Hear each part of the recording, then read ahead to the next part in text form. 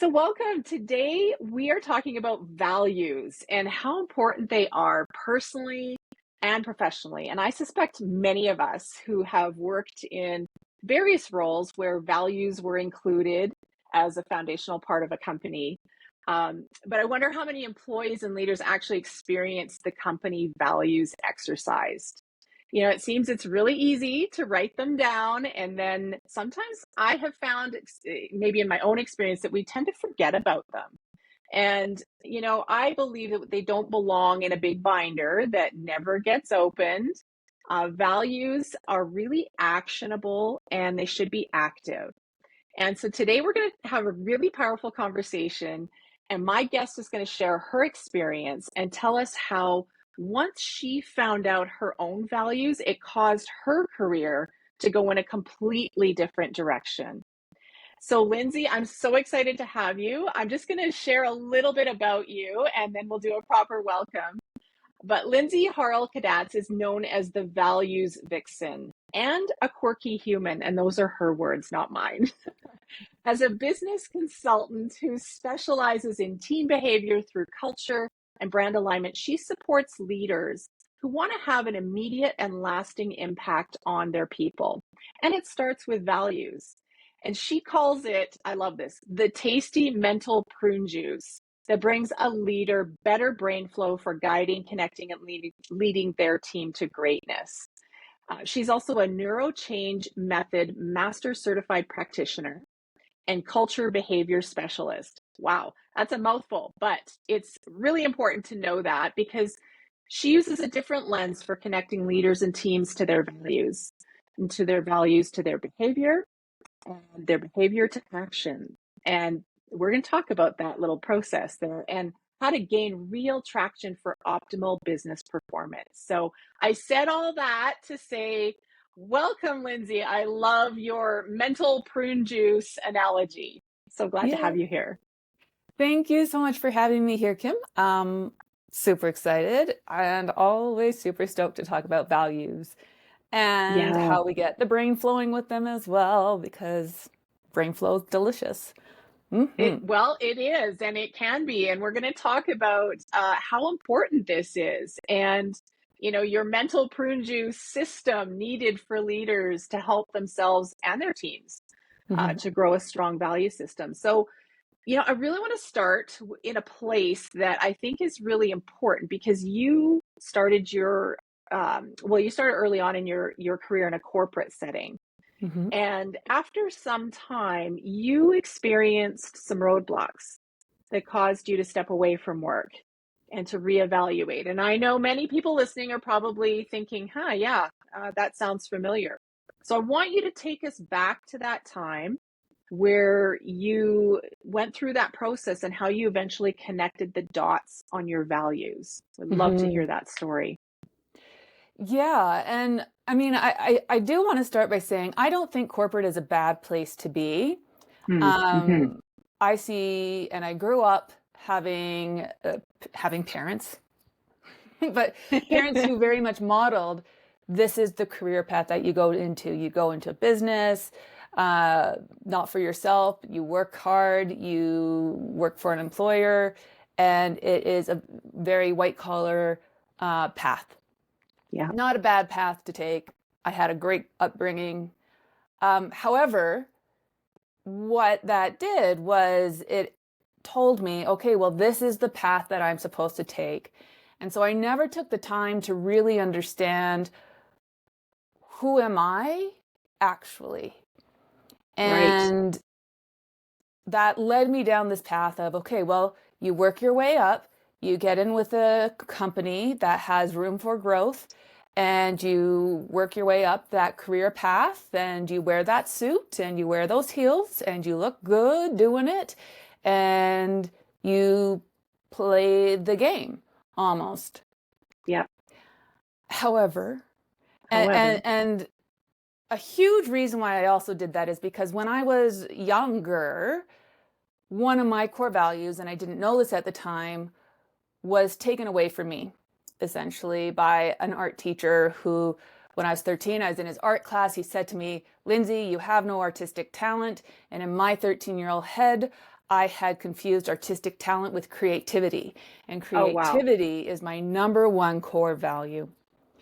So I shut that piece off. So I literally never took the time to explore why this path might not be my path, even though I was drawn to performing and singing and having expressive outlets, but I didn't think that was the right path for a career.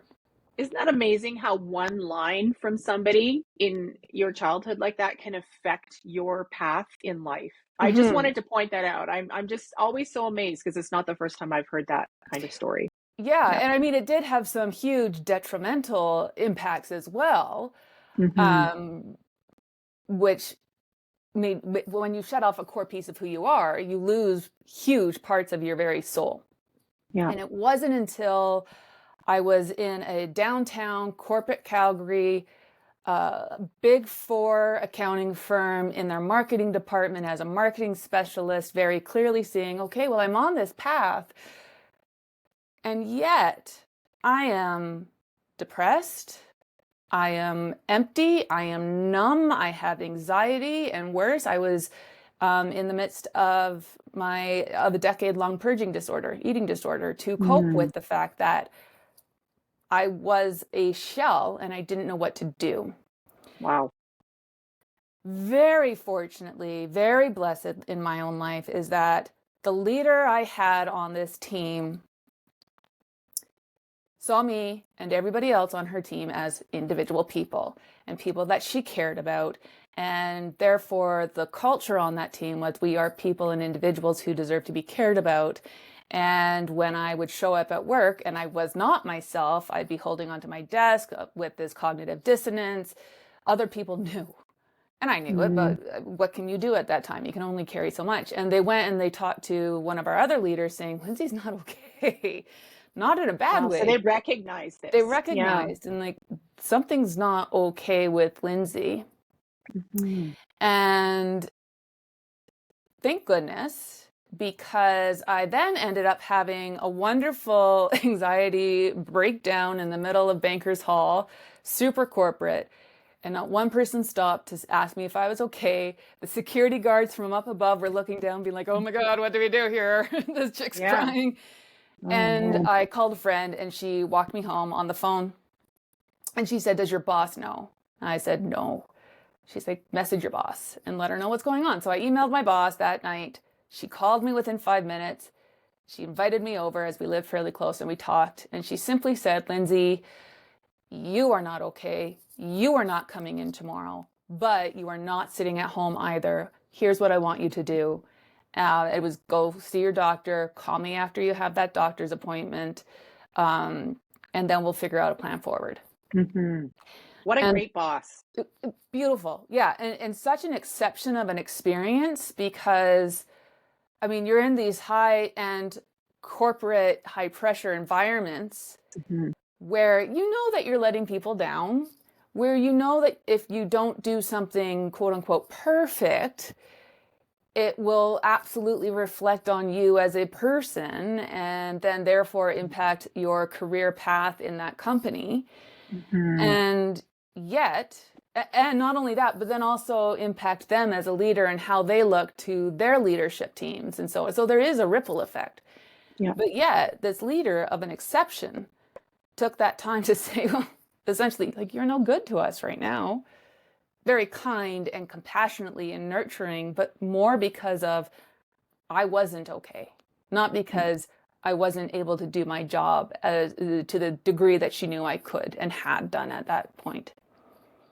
So how So did you get to that next point of figuring out this had to do with your yeah. values?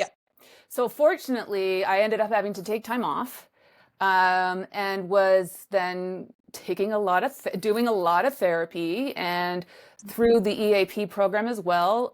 There was also a work coach, coach that you could talk to, and it was this fella who introduced me to values work, and said, "Well, what are your values?" And I'm like, "I don't know. I think they're these because they were my parents. Not bad values." But when we went and we did deeper values work, my values were so misaligned with being in this big corporate environment Hmm. And key pieces of who I was and who I was meant to be were showing up in my values and how I was not living them.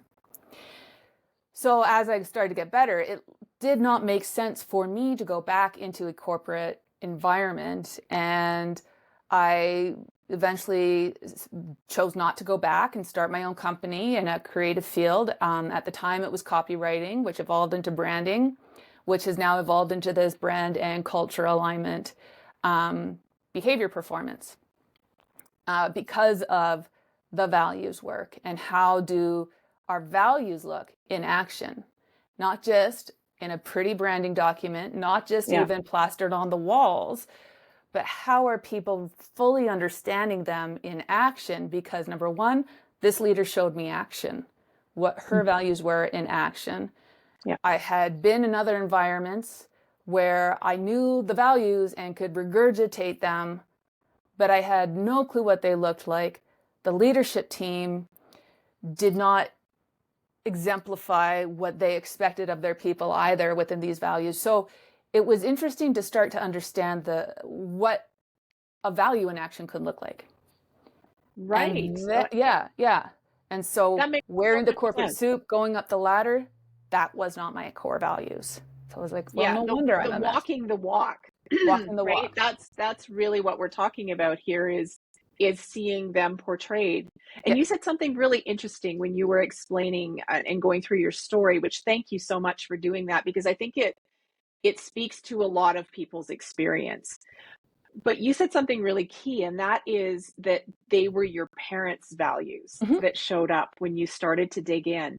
And how many of us, again, parents, good parenting, bad parenting, call it what you want, but how many of us show up thinking, well, those I want to fulfill those expectations of our parents growing up, Hmm. and now I'm caught in a situation where I'm not living out who I truly am.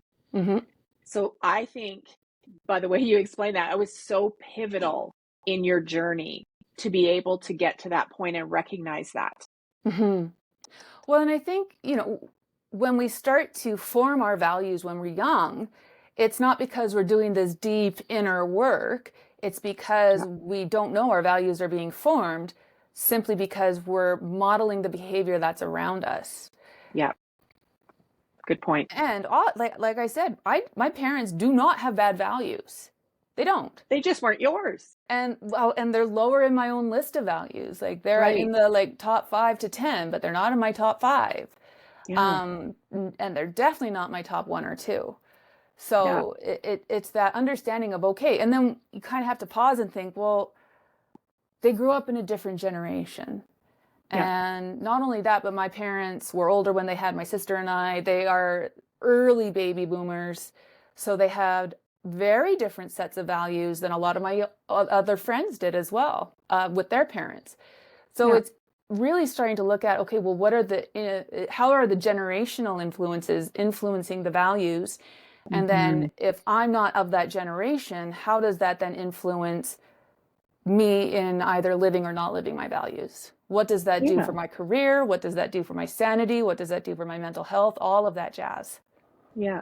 Yeah, such good points. I can, just thinking of my own situation, exactly. I see myself in that. As Mm-hmm. much as you respect your parents growing up and honoring kind of what they've tried to instill, you still have your own journey. So doing that work and figuring out what is right for you and connecting to who you truly are is like of paramount importance. Mm-hmm. So how do you feel? How can you have ownership over your personal values when you're in a corporate setting? Yeah. How Yeah. do you do that? I mean, it helps if number one, it helps if the values themselves of the corporation are very clear and defined, and you understand what those are. Yeah, that's not always the case. That's not always the case. What? No, it is not always the case. And even more is, do you know who you are? So the thing is, a lot of us tend not to do a lot of values work until we are forced to do values work Right. for whatever reason. For me, it was this, okay, well, nothing's working right now. thank goodness for this work coach, career coach, figure it out. Yeah. From a personal perspective is you can almost start to tell is there's something not quite right. You don't feel quite right when you're in the company. And Mm-hmm. why is that? Is it Why? because the actions aren't doing something? Is it because perhaps in your heart of hearts, you know that you stand for something different than the Yeah. way that the business is? It helps if there is alignment. And so this is often where that cultural fit comes into play is, are my own personal values similar enough in definition to the company's overall corporate values so that I feel that I have a purpose in my showing up every day? And I Mm-hmm. feel that I have ownership over my role. I can see how the small little responsibility that I have plays into this larger picture. And is the corporation, the organization, the leadership also encouraging that conversation up to, well, how does this personally impact you? A And that lot may of, take a little yeah. bit of time, right? Oh, Because golly gosh, yeah. right when you join a company and say they have not talked about their values or have have them posted on a wall or whatever that looks like part of their onboarding, it's not discussed. Mm-hmm. You have to kind of walk through and figure out, and like you said, sometimes it's that little nagging feeling of something's not quite right here, and what is that, and paying attention to that is really Mm-hmm. what I'm hearing you say. Absolutely. And so, I mean, there's a few things in if a company is looking to hire for fit, well, create questions around your values, to say that very flippantly. But also in the onboarding process, here's our values. What does this mean to you? And then Yeah. have those continual conversations of what are values to you? How are you having ownership of these? What does this Hmm. mean to you? With one company that I worked with, we got everybody in a room as they were finally putting their values down on paper, so to speak. Hmm. And it was a team of 15. We had the values up and we gave everybody an opportunity to say, well, what does this mean to you? What is this? And how Wow. does this look to you? And then we looked for the commonalities. Yeah. And then we gave them an exercise to take ownership of it. Is okay, well, what do you do in your role that expresses this value? How do you have that action? Yeah. Now, you don't have to have all core values of yours perfectly aligned with those of the corporate values, but there should be some synergy Yeah. into why you're there. What is it about this company that Yeah. is bringing you in? And values aren't good or bad. So if a company values high paced, fast work, you work long hours, here's why, and you have that as a personal value as well, you're going to fit in great. Yeah. If not, then you may want to look elsewhere, right? And so it's just really understanding what is it that you want at the end of the day. Do you want to show up at all of your children's recitals? All of your children's? That's a poor English, but all of your kids' recitals. We understand. Thank you. Right? Or are you really just wanting to work the career path? Kids aren't for you. Or are you wanting to just have a job that supports your greater creative initiatives? And that's where, right? So it's really Or you're in understanding. that phase of your life, right? Whatever phase you're in. Yeah. Yeah, yeah. And so it's just taking that time to understand what is yours Yeah. and knowing as well that your values do not should over you. So in the quiet of the night or whenever you sit and you feel that you're shooting on yourself because you don't have a value or because you should have a value, that is not a value Hmm. of yours. And Right. that's okay. So you can release that and then Yeah. understand, okay, well, why am I showing up to work? What does this do for me in my bigger life? How is it impacting my outside of the work wall life? Hmm. And can I live with that? Or can I not? Yeah. And if you're a leader listening right now, or company owner, or whatever that looks like, you also should have a vested interest, Mm-hmm. right? Mm-hmm. In aligning and having your values on display, because you also want to attract the right people into your fold. It costs companies, I don't know how many thousands, millions of dollars a year with onboarding and, and releasing people and bringing more people on. So I would think that that would be of interest as well, as to attract the right people into the fold so that a company can really be functioning at its best. And to understand what that individual's career goals are. As like a dear friend of mine, she works for a huge conglomerate. And she simply said to me, she's like, I'm as high as I want to go. I'm in a managing role. I don't want to move on to director. I don't want to move into executive. I don't want to move up, because the more that happens, the less I get to be there for my child. Oh, And I wow. want to be at home with my kid. I don't want to have sudden, oh, I'm here till 8 o'clock at night every night moments. Yeah. And so she's like, I'm as good and I'm as happy in my career with the level that I'm at because of her core value, which is family. And so Good to recognize. it's good to recognize. It's good if a leader and if her leaders understand that too, because then it's okay. Well, how do we really support her growth if she doesn't want to move up? What does that look like? How do we have this conversation together? Because she's an excellent, excellent individual in this role, but we don't want her to be bored, because she's also very smart. But if it's not going up to this level, then what is that? And how do we then grow our people without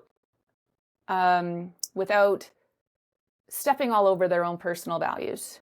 So good. So good. What's the difference, or is there a difference between business values and personal values? Yes. Is there? Okay. What's the Yes. difference? Okay. So personal values are just that. They're personal. They are our individual values.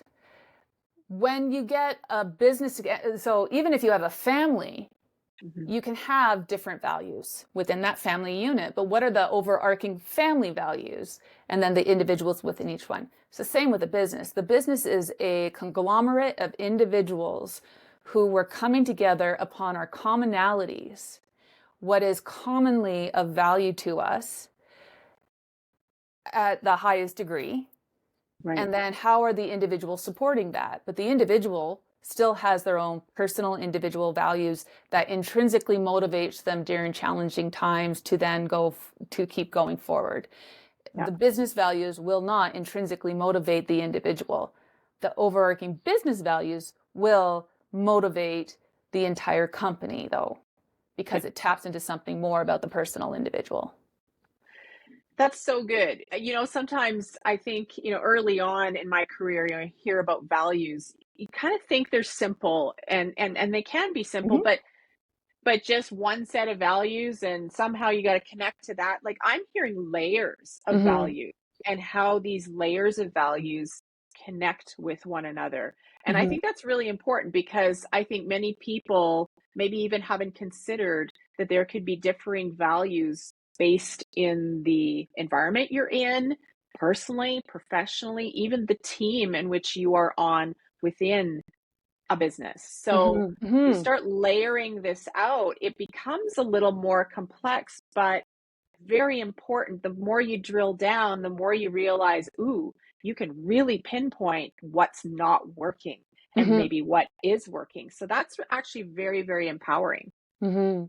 Well, and I love that, like, even if in larger teams, larger companies, Mhm. there's smaller teams, and often the team itself will have their own values or their own priority of the values.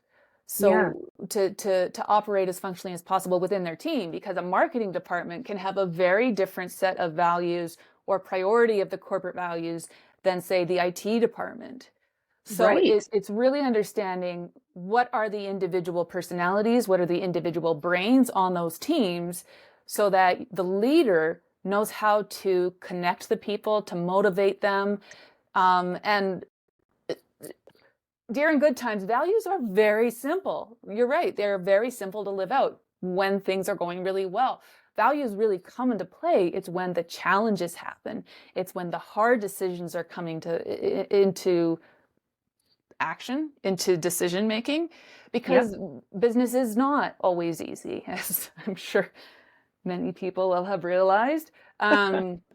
Sometimes you have to make some very hard Yeah. decisions. Yeah. And when you look at your values, those guide those very hard decisions. And if we say, these are our values, how are we going to be true to them that allows you to make those really hard decisions so much easier. And just as an example of that, a colleague of mine, brilliant example, they are a company who's been around since '05, really in the game since 2013, and then COVID hit. And at that point, it looked like they were going to have to lay off 20% of their team. However, Wow, that's a lot. that's a lot, right? They looked at their values because they did not want to do that because they truly value their people. They Mm-hmm. looked at their values and they used that, and the entire leadership team took a 50% cut on their pay. So they didn't have to lay off a single person. And That's because amazing. it's a flabbergasting story, and the people were able to build real community online at that time. The leadership showed this is like, we're not just saying these are our values, these are the actionable aspects of our values, and we live them. And we are making the hard decision that it's not just about us here. It is really about our people, and how do we support them, and how do we remain a community, a functioning business entity after COVID? Who And do we that's want to an be example. after?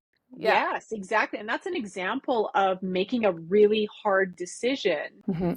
right? When values come into play. But oh my goodness, if I'm on that team, I've Yeah. got immediate buy-in Yeah. because now I'm feeling, I can just imagine feeling so connected and honored to be a part of something where I'm seeing leadership actually walk out Mm-hmm. something really, really difficult and personally impacted Yeah. by their decision, Yeah. just to make sure the values are upheld and that they're actually true, they're actually functioning.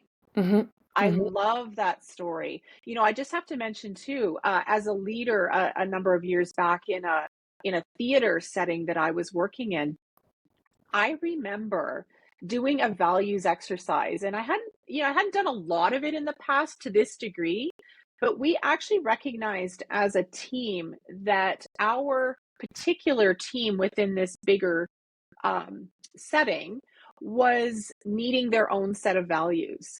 And what we did was we actually empowered them for themselves to set the values. So Mm. the team members actually went through and made a list. I'll never forget. It was on a big whiteboard, made a list. They all contributed to what was important.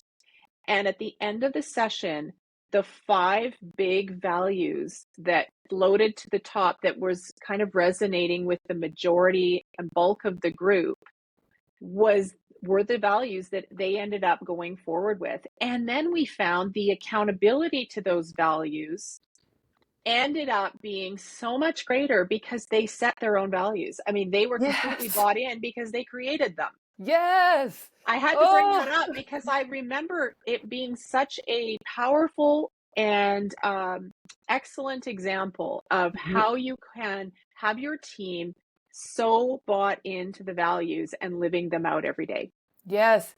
Yes. Because, and you've hit it, is people care about what they have a say in. People care about it. Yes. And even if someone's top three values didn't make it into that fight, they still care because they were a part of the conversation. They understand why. And that word Mm, accountability, that is when I really started to look in that mirror, and even just a few years ago in like 2017, I was like, am I really being accountable here? mhm. Oh, shoot. Okay. Well, how am I going to get in alignment again? Yeah. That accountability is such a huge piece because it just removes all the BS. Yeah. Yeah. And It it's not does. about taking on blame, it's about taking on ownership. And Yeah. what can you do? What can you Yeah. do? So I know you do work with teams and leaders Mm-hmm. in helping them define their values, and this directly impacts the company culture. Can Mm-hmm. you talk a little bit about that? Like, is that how you kind of lay this out as a leader or to a leader to help explain the importance of setting values? Because the company may not even realize the importance of setting it, but how do you explain how it helps define and is connected to the culture Mm-hmm. created? Well, I mean, the first question is, are you happy with the culture? Do you know what the culture Hmm. is? And is the culture what you say it is, what your people say it is? Or are Yeah, they afraid to really tell you? right. Because that in and of Good itself question. is loaded with information. So it's not even just starting with values, it's starting because often, I mean, it is changing slightly, but often values are seen as these very fluffy marketing statements that, yeah, we have to have them.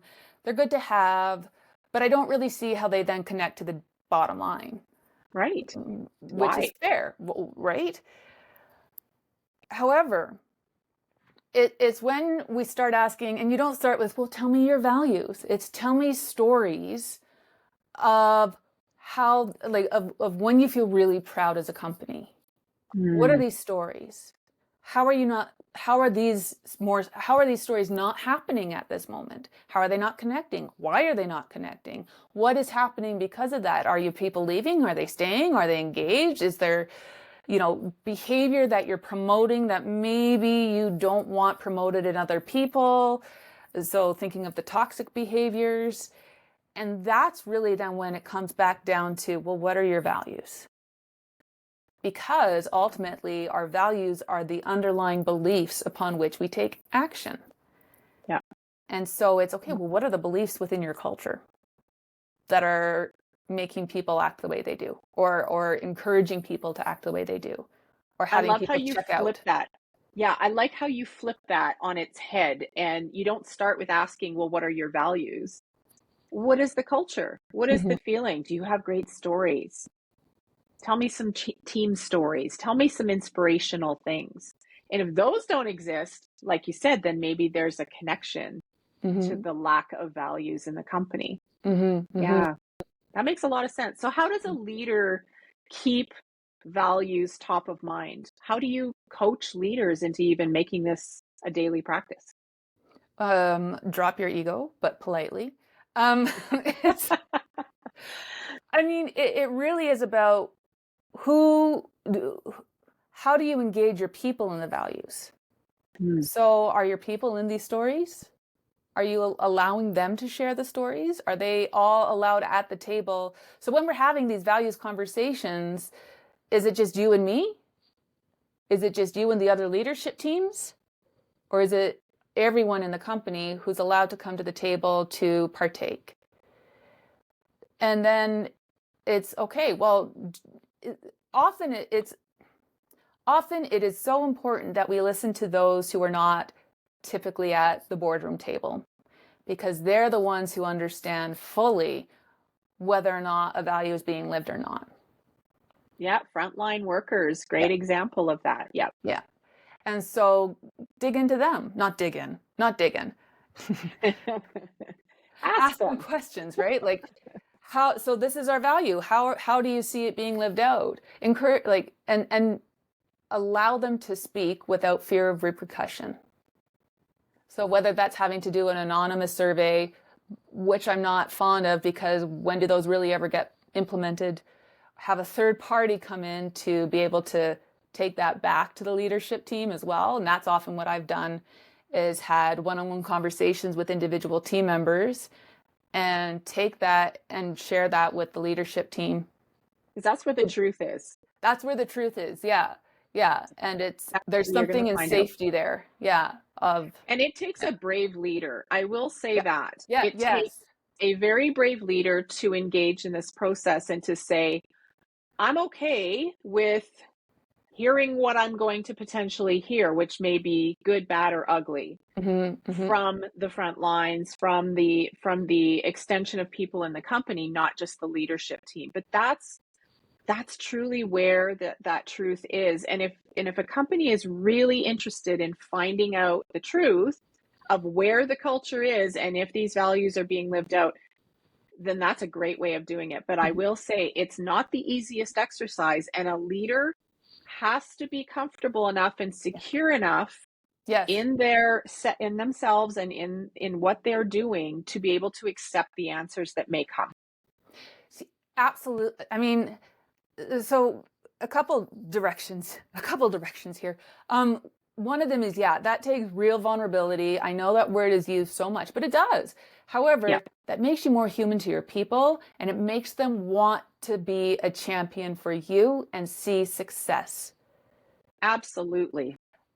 And I mean, even looking at research, it's like, I think it's either 72 or 76%. I'm blanking on the exact number right now, but it was a PwC study done in 2021 where it was like the 70 something percent of leaders have seen new initiatives succeed when they are founded in their values Wow, versus that's a those high percentage. that's a high percentage, right? And that's because it lays that foundation for how are we going to make decisions in this new initiative? How are we going to act in this new initiative? Does everybody know their role in this new initiative? Does everybody have ownership over their actions? Does everybody understand how they're connected?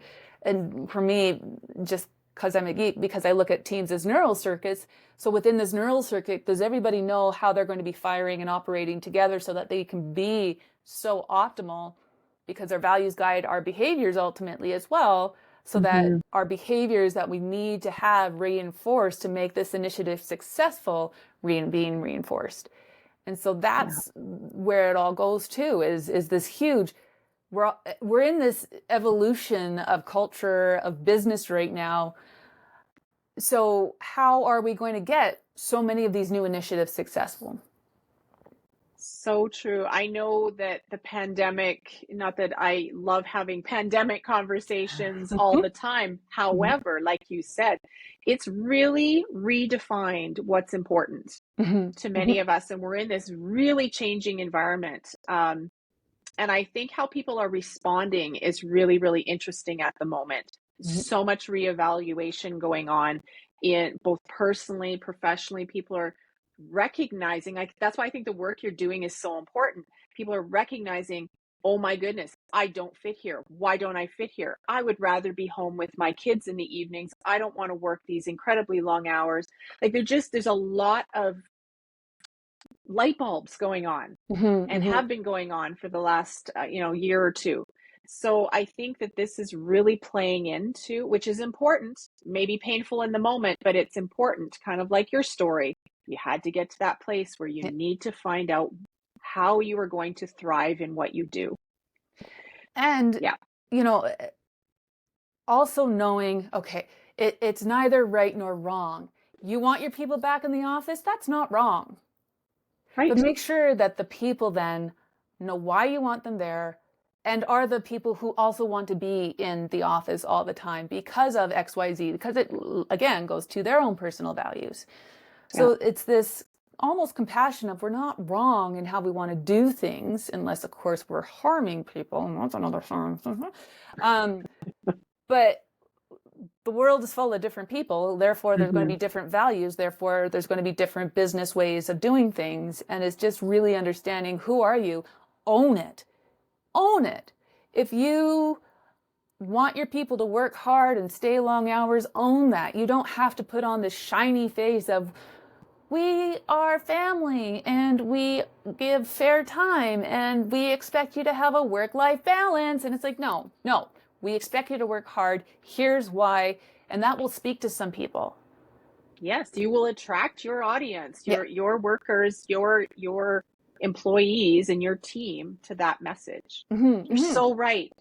Yes, and I think there's a lot of that still that happens is kind of following the messaging out there that seems to be attractive to a lot of people, but then people aren't happy when they arrive and find out it's completely different. Yeah. Yeah. Own who you Yeah, are. I mean, because that's what will attract. And I mean, that's just a lesson for us as individuals too, is absolutely. own who we are, because when we do, we attract the people that are right for us and we push away those who suck our energy, who bring us Yeah. down, who make us feel less than. That's a great one-line lesson right there for any business owner listening, including myself. Be yourself. Don't be anybody else. I want to talk just a little bit about when a company may be looking at a brand refresh, right? Tell That me more. happens all the time. Yep. Oh, it's time for a brand refresh. I feel like things aren't going well. Yeah. do you dig in to see if their culture is thriving in that respect and if it's contributing to that decision? So, I mean, there's a few things. So, a brand refresh can be as simple as we just need to reinvigorate our logo. We look a little outdated. Okay, that's True. fine. But when you're coming and because of the world that I play in, you don't want me touching your visuals at all, but you're coming to me, you're like, we really need to gain clarity on our key messaging, on our values. We need to find the words and get people connected to it. And that then is okay, well, why? And when you start to dig deeper, it is rarely about, well, we need to have a brand refresh. It's we need brand clarity typically, because here's what we're seeing in our culture. There's confusion. People don't really know why they're there. Our leadership isn't really aligned, so we don't know why we're here. So this will help us get there. And it's like, okay, that's fair. However, let's have a deeper conversation, because I can do up a great document that says, here you go. Yeah. It's that deeper conversation of, well, what is the culture now? What do you want to keep? What do you need to stop doing? What is it that you want to start doing? And how is the current brand, how is the current values aligned with any of this or misaligned with any of this? And how do we get that aligned? And how are we communicating that to your people? Because if the culture is already very misaligned, then the beliefs of your people are already going to be a challenge to overcome when you present this new pretty, here's our new brand voice, here's our new values. Because again, the values are our underlying beliefs upon which we take action. And up till this point, you've been operating on different beliefs. So are you Right. identifying that? Are you going in behind what is actually influencing the real values of the culture? Yeah, I think in a lot of ways, I have seen companies, some I've been a part of, kind of chasing a brand voice, trying to reinvent themselves every couple of years and coming up with a new tagline and coming up with a new kind of identity Yeah. in the out in the marketplace. And I'm thinking just what you said, that knee-jerk reaction, knowing there's something not right in the company, or wanting to have we need to throw everything up in the air again and start from scratch. And instead of looking at the values internally and doing that digging, could save thousands and thousands and thousands of dollars. A Mm-hmm. lot of confusion amongst the staff, because here we go again. Mm-hmm. We're starting over, Here we go again. That's, yeah, right? It right. causes confusion. Mm-hmm. And just understanding from a different perspective what could be happening. I think that alone, Lindsay, is such a huge point for Mm-hmm. companies to consider, is maybe it's something else. It's often, that brand refresh or that rebrand is simply a band-aid to this deeper workplace culture dilemma that they're facing. Yes. And rather than spending thousands upon thousands on your branding, spend that money on your culture.